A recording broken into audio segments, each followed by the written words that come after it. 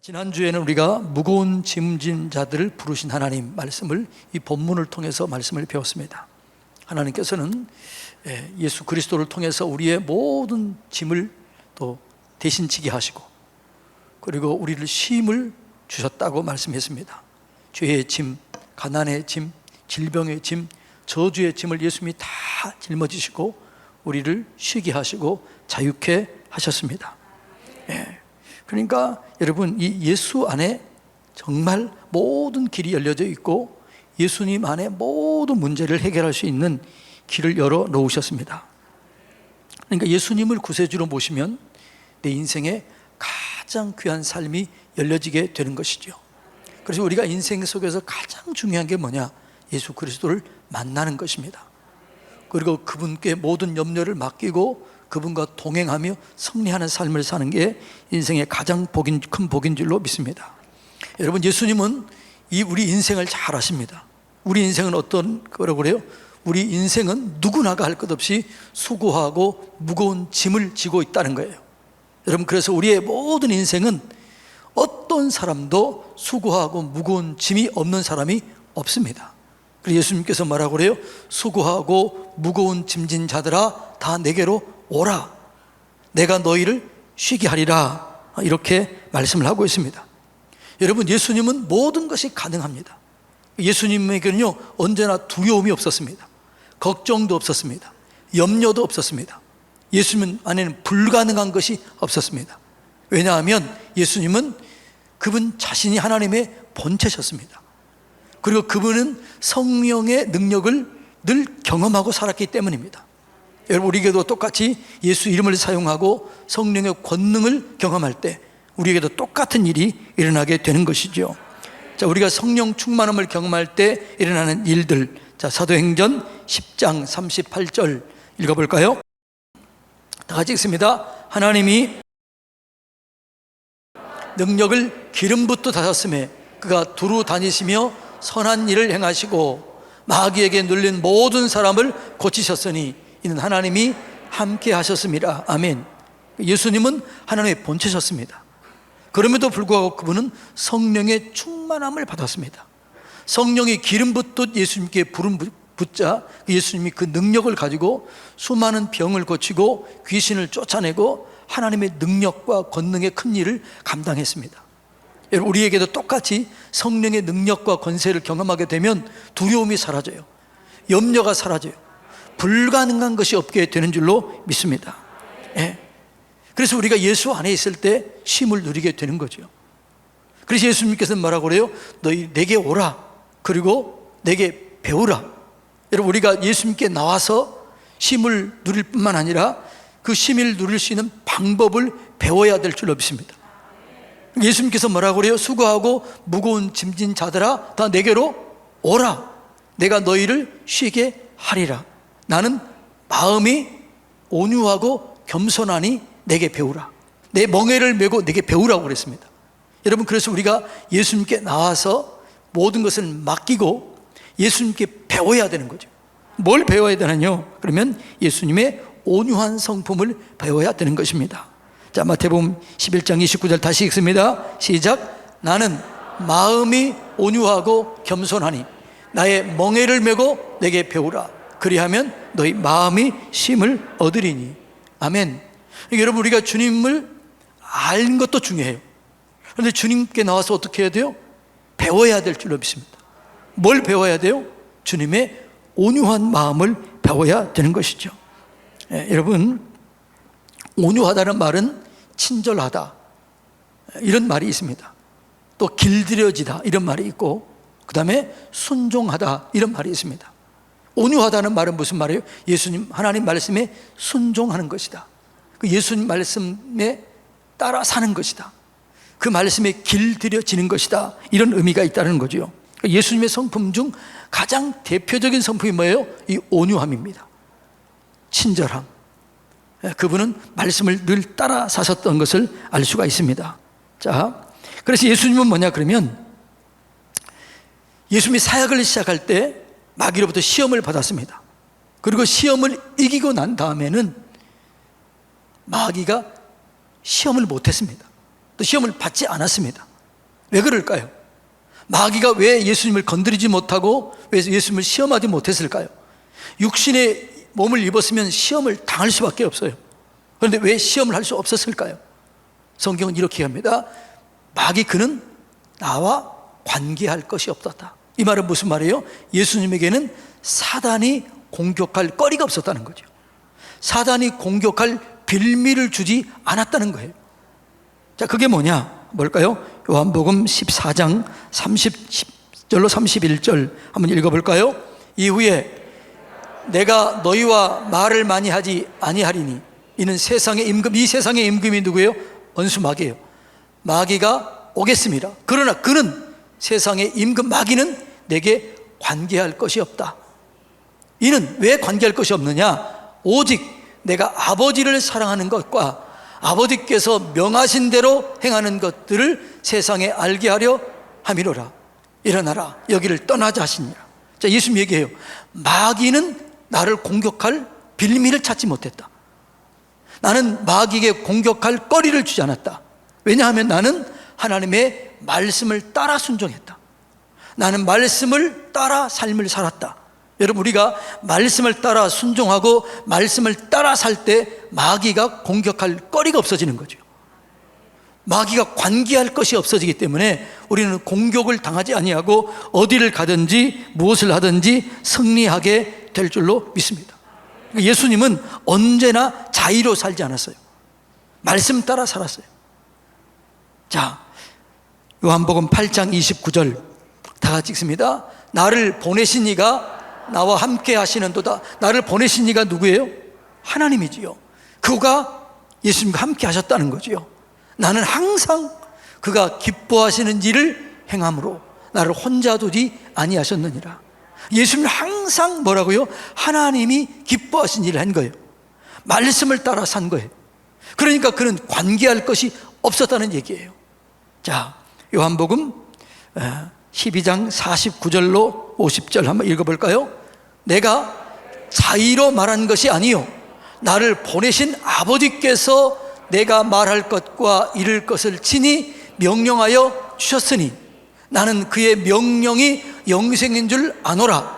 그러므로 내가 이르는 것은 내 아버지께서 내게 말씀하신 그대로니라 하시니라.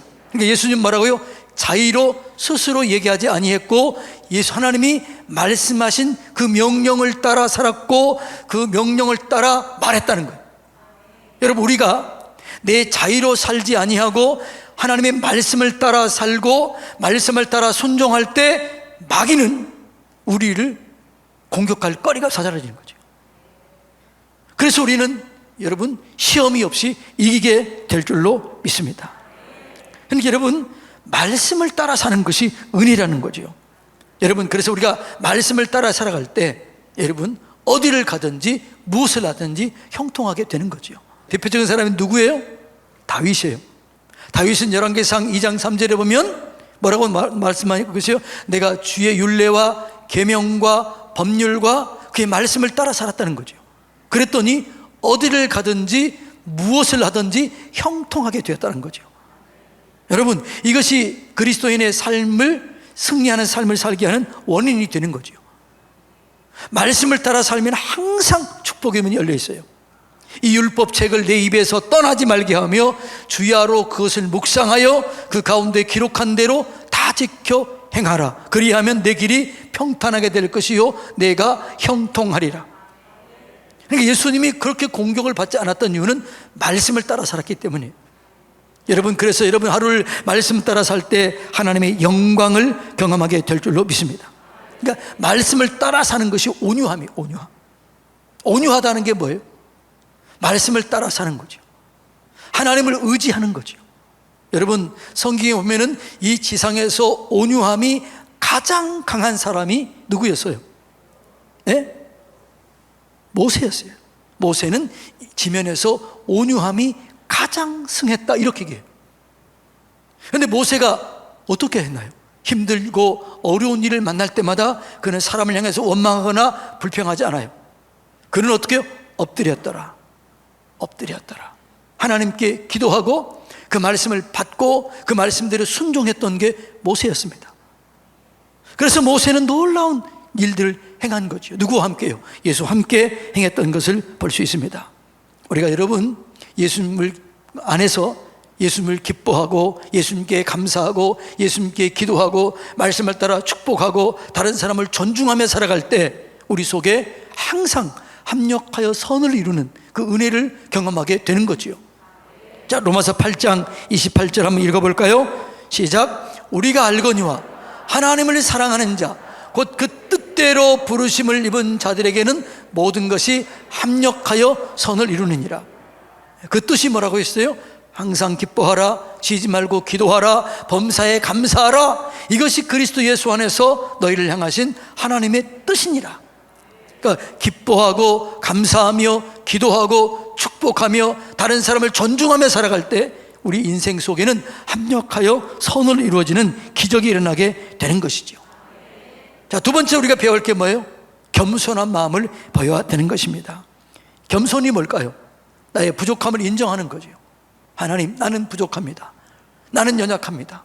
주님의 도우심 없이는 나는 살 수 없습니다. 나는 주님이 도와주지 않으면 손가락 하나 발가락 하나 움직일 수 없고 물 한 모금 마실 수 없고 어떤 것 할 수 없습니다. 주님이 도우셔야 됩니다. 이게 뭐라고요? 이게 겸손이에요.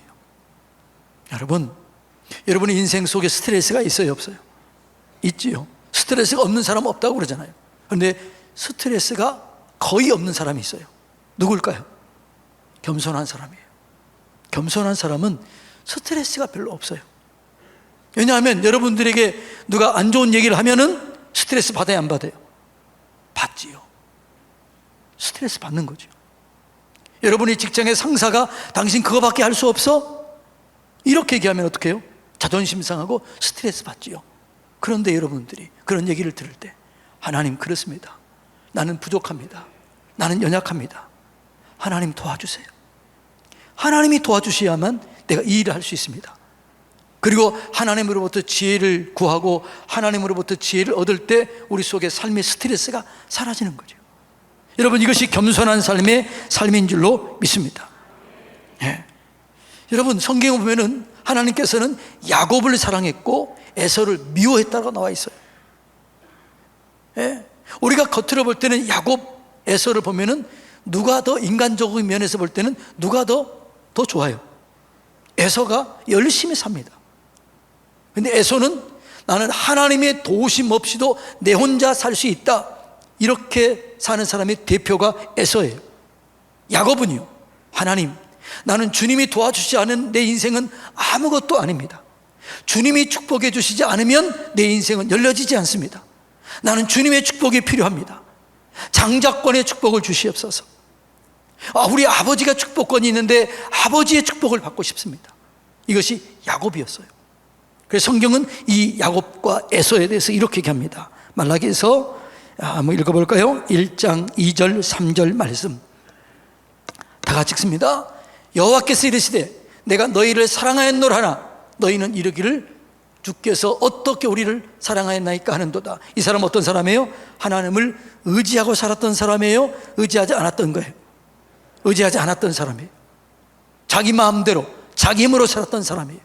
자, 그 다음에 읽습니다. 나 여호와가 말하노라 에서는 야곱의 형이 아니냐. 그러나 내가 야곱을 사랑하였고 에서는 미워하였으며 그의 산들을 황폐하게 하였고 그의 산업을 광야의 이르들에게 넘겼느니라. 야곱은 어떤 사람이라고 그랬어요? 하나님, 나는 내 힘으로 할 수 없습니다. 하나님 도와주세요. 지혜를 주세요.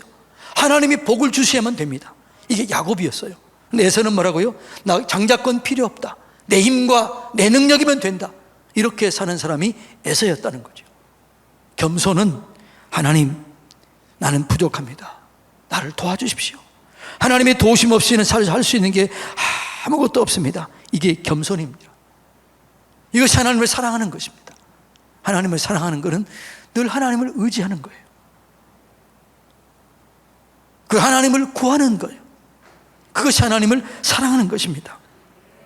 여러분, 지금도 하나님은 하나님을 사랑하는 자들을 사랑하시고 하나님을 찾는 자들을 만나주십니다. 잠언 8장 17절 다 같이 읽을까요? 나를 사랑하는 자들이 나의 사랑을 입으며 나를 간절히 찾는 자가 나를 만날 것이니라. 아멘. 그러니까 여러분, 하나님을 뜨겁게 사랑하시기 바랍니다. 하나님을 사랑한다는 게 뭐지요? 나를 사랑하는 자는 내 계명을 지킨다니. 계명을 지키는 것, 말씀을 지키는 게 하나님을 사랑하는 거예요. 그런 사람은 하나님이 사랑하십니다. 그래 만나 주실 줄로 믿습니다. 여러분, 이렇게 온유하고 겸손하게 살 때 하나님께서 우리의 삶을 책임을 져주시는 거예요. 그런데 이렇게 온유하고 겸손하게 사는 게 쉬울까요? 쉽지 않을까요? 예? 쉽지 않다는 거예요.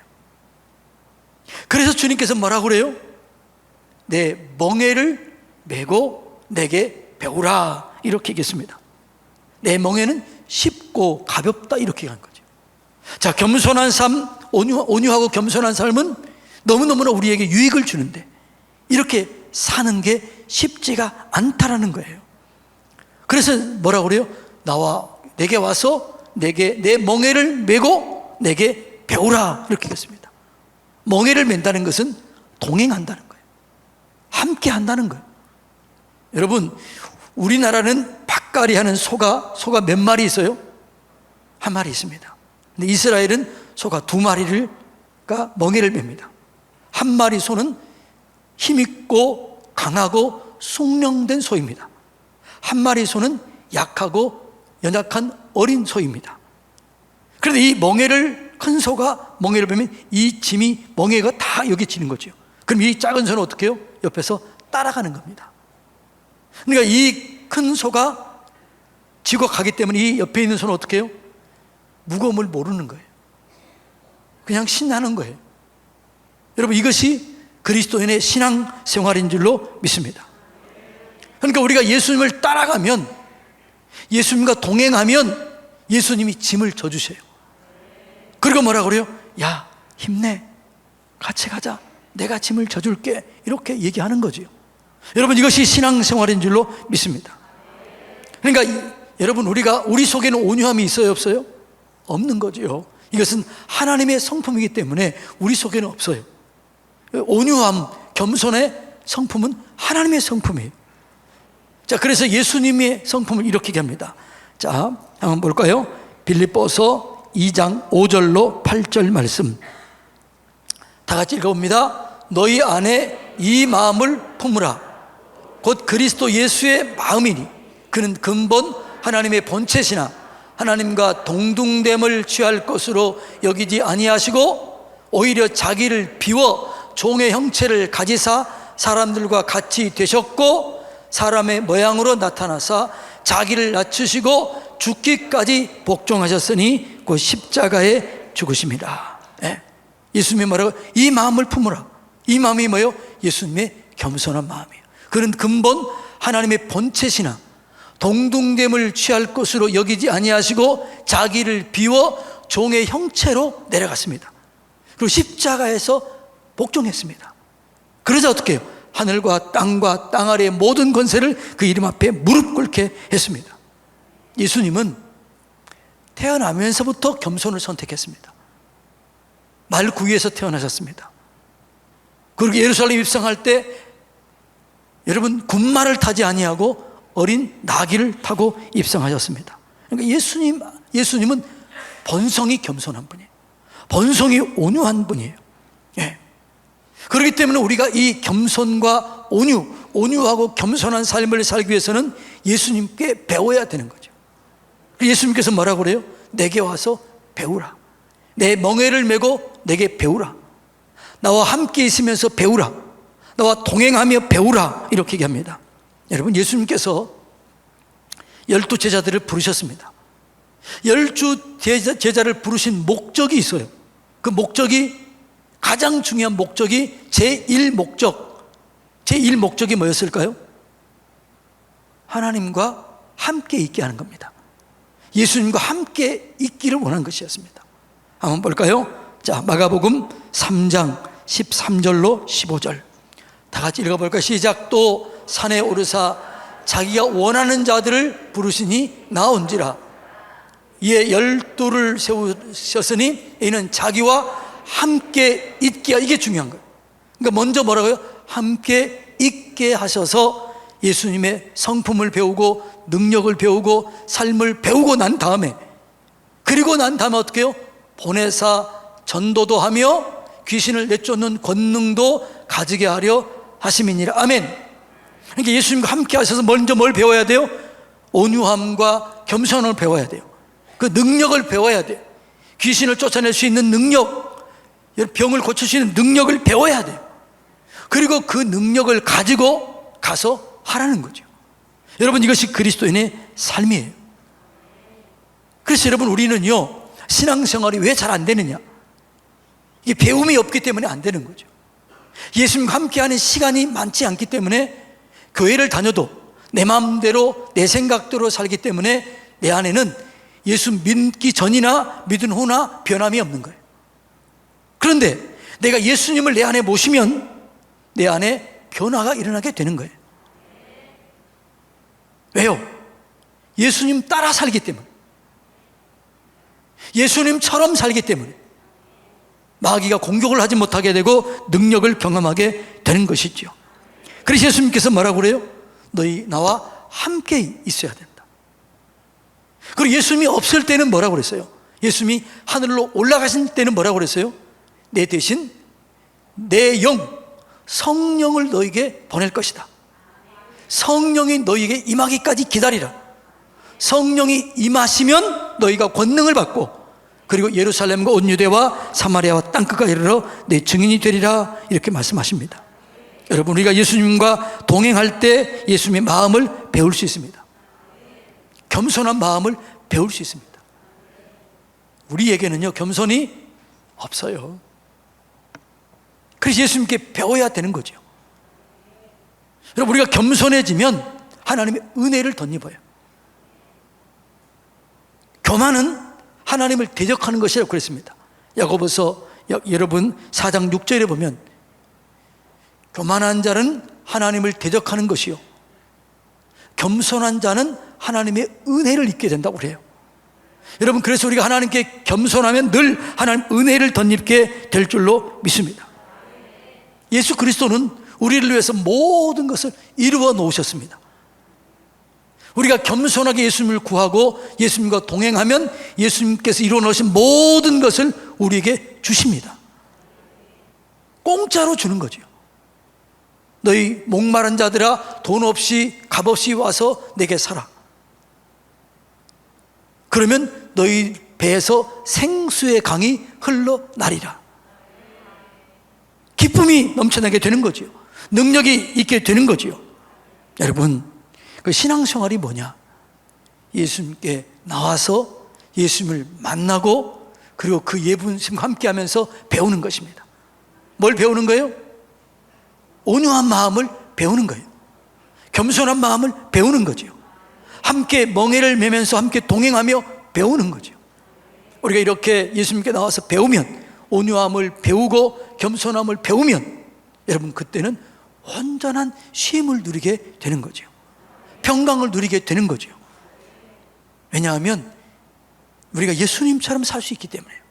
예수님의 능력이 내 능력이 되고 예수의 권세가 내 권세가 되어서 온전한 승리를 이루게 되는 것이죠. 사랑하는 성도님 여러분, 인생의 가장 중요한 일은 예수 그리스도를 만나는 것입니다. 그리고 그분 앞에 나와서 인생을 배우는 것입니다. 여러분, 예수 그리스도를 만나시고 그분 앞에 모든 것을 배우시기 바랍니다.